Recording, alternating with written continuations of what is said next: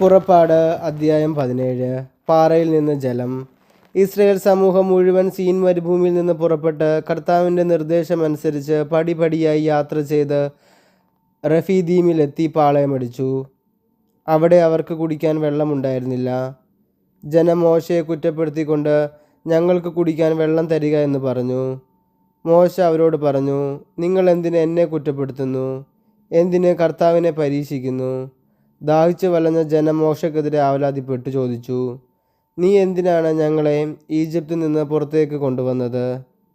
ഞങ്ങളും കുട്ടികളും കന്നുകാലികളും ദാഹിച്ച് ചാകട്ടെ എന്ന് കരുതിയാണോ? മോശ കർത്താവിനോട് നിലവിളിച്ച് പറഞ്ഞു, ഈ ജനത്തോട് ഞാൻ എന്താണ് ചെയ്യുക? ഏറെ താമസിയാതെ അവർ എന്നെ കല്ലെറിയും.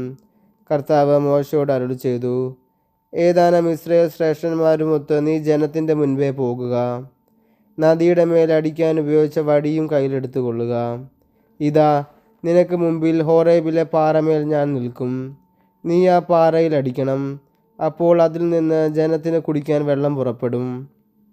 ഇസ്രായേൽ ശ്രേഷ്ഠന്മാരുടെ സാന്നിധ്യത്തിൽ മോശ അങ്ങനെ ചെയ്തു.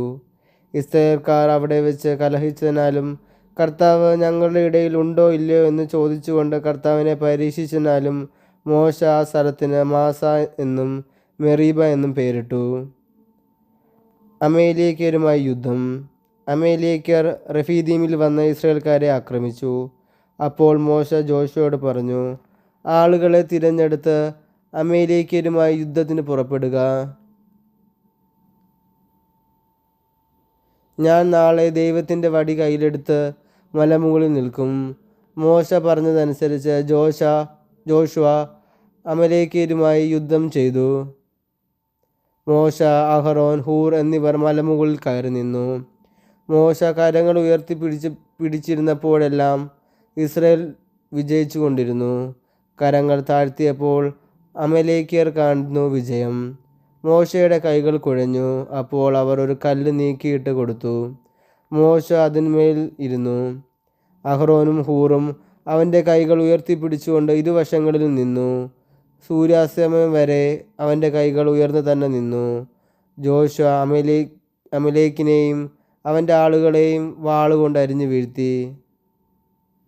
കർത്താവ് മോശയോട് അരുളി ചെയ്തു, ഇതിൻ്റെ ഓർമ്മ നിലനിർത്താനായി നീ ഇതൊരു പുസ്തകത്തിൽ എഴുതി ജോഷുവയെ വായിച്ചു കേൾപ്പിക്കുക. ആകാശത്തിന് കീഴിൽ നിന്ന് അമലേക്കിൻ്റെ സ്മരണ ഞാൻ നിശേഷം മായ്ച്ചു കളയും. മോശ അവിടെ ഒരു ബലിപീഠം നിർമ്മിച്ച് അതിന് യഹ്വെനീസി എന്ന് പേര് നൽകി. എന്തെന്നാൽ അവൻ പറഞ്ഞു, കർത്താവിൻ്റെ പതാക കയ്യിലെടുക്കുവിൻ. തലമുറ തോറും കർത്താവ് അമലേക്കിനെതിരായി യുദ്ധം ചെയ്തുകൊണ്ടിരിക്കും.